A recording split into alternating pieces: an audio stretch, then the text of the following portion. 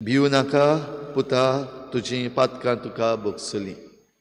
भाव भयणीन, हो आरकार जाका खाटीरूच उबारून जेजू मुखार हाडलेलो, ह्या वेळार जरी तर आमी ताच्या मनान गेल्या जाल्यार जेजून जीं उतरां म्हणल्यात पयलींच, भिवू नाका, आरकार भियेल्लो गाय. दुबाविरेत आरकार भियेल्लोच आसतलो, कित्याक तो असले परिस्थितीन आसा. आमचेर जरी तर कितेंय वायट आयलें जाल्यार आमी भियेता.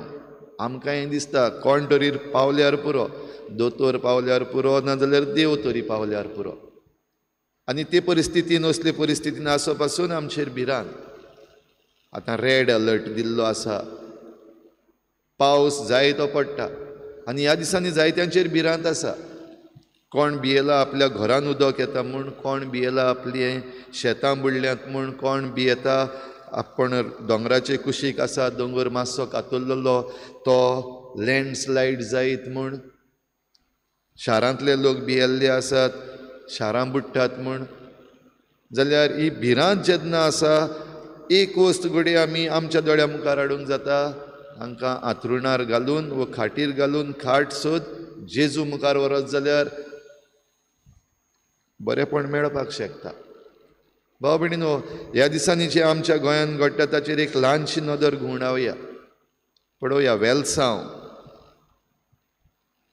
कांय म्हयने फाटीं जेन्ना रेल विकास निगम लिमिटेड हे रेल्वेक तो ब्रीज बांदचे पासत तांणी नाला आसा तो पुरयल्लो, आनी थंयसरलो लोक आनी थोडे एक्टिविस्ट मुखार आयलेले, आनी आमच्या गोंयच्या पुलिसांनी तातूंतल्या एका सिनियर सिटीजनाक काडलो, धरलो आनी झिपीन पासून बसयलो. लोकांक त्रास केले. आयज कितें जाल्लें आसा, वेलसांव शेतां बुडलीं, उदक वचपाक जाय तें, कित्याक स्टॉर्म ड्रेन्स जे आसात, जेन्ना तेन्ना सांगलेलें एक्टिविस्टांनी सांगलेलें, आमी बोळ मारून सांगताले हांव, हे स्टॉर्म ड्रेन्स जरी तर पुरयले जाल्यार फ्लड्स येतले. आयज सगळें बुडलां. अशें मुखार या आनीक बेनावली पावया.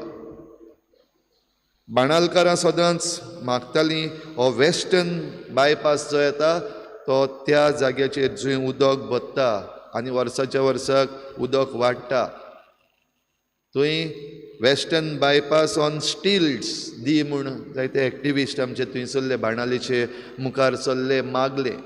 WRD, PWD हांचे लागीं मागले.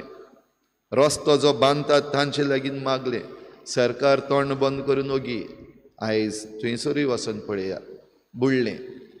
आनी आतां WRD, PWD आनी कलेक्टर सगळे वचून आतां इन्स्पेक्शन करतात. वेलसांवूय वचून इन्स्पेक्शन केल्या उपरांत आतां तांकां दिश्टी पडलां.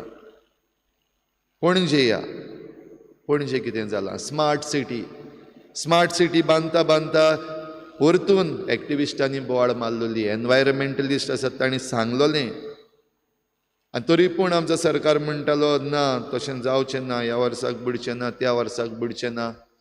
आयज पणजे वचून पळोवया.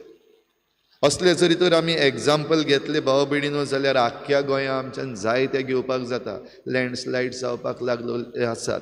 आनी जंय असले डिव्हलपमेंट म्हणटात म्हणून डिव्हलपमेंटाच्या नांवान जे प्रकल्प हाडल्यात ते आयज आमकां लिसांव शिकयतले.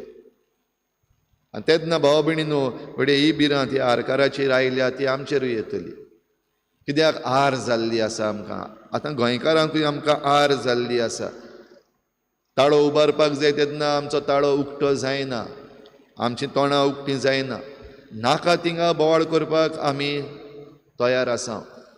आनी भोव करून जे कोण वल्नरेबल आसा तो तोंड उगडचें नात, परतून मारचें नात, परतून उलोवचें नात, तांचेर आमी आड उलोवपाक घडये झुंड करून पासून वचत.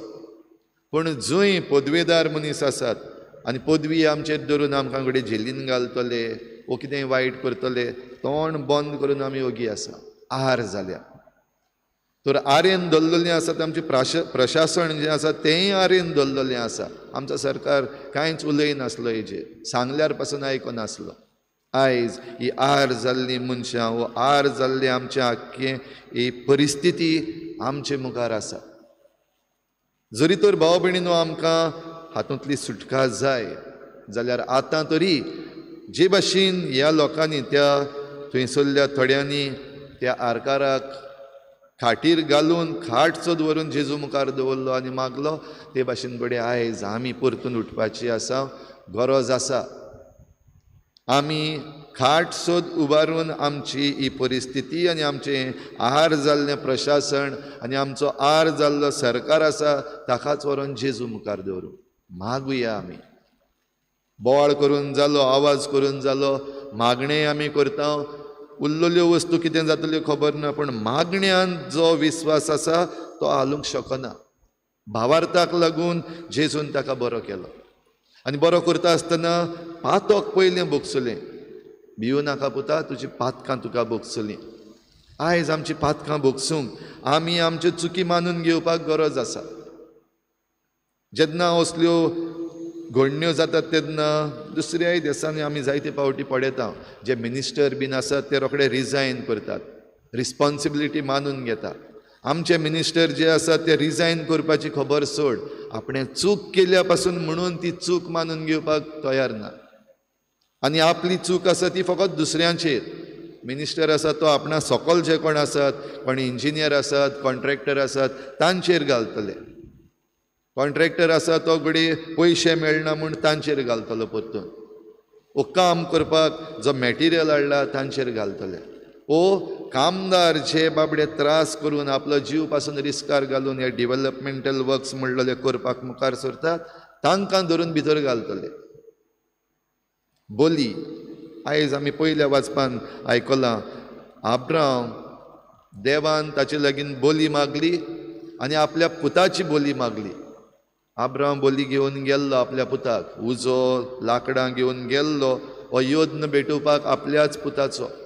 पूण ताचो विस्वास घट, देवाचेर विस्वास घट आनी देव जें कितें वाट दाखयता तें करूंक सदांच तयार. ह्या पासत खुद देव ताका बोली दिता, एक मेंढरो ताका दिता. पुताक मारी नाका, ताचेर हात घाली नाका, पूण देव आपुणूच ही बोली ताका दिता. जाल्यार हो विस्वास एकदम गरजेचो, हें मागणें एकदम गरजेचें. तर भाव भयणीनो, आमचेर ही परिस्थिती जेन्ना येता दिसती पडटा आमकां आमच्या दोळ्या मुखार, मागण्यान घट रावुया, भावार्थान घट रावुया आनी आमच्या जिवितान आनी आमच्या हालचालीन जें कितें आमी वायट केल्लें आसा मानून घेवुया आनी तें बदलुया. आमच्या प्रशासनाकूय सांगुया, आमचे ऑथॉरिटीज आसा तांकां सांगुया आतां वेळ जालो आमच्यो चुकी मानून घेवपाचो. आनीक दुसऱ्यांचेर पयलो सरकार आनी तो सरकार तेणें केल्लें हेणें केल्लें हें म्हणून आमकां कांयच फायदो ना.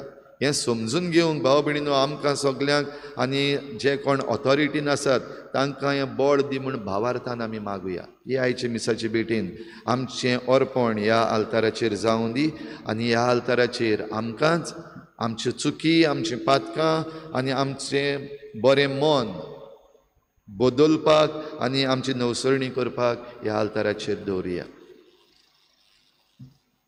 पुता, तुजीं पातकां तुका भोगसलीं. उठ आनीक चल.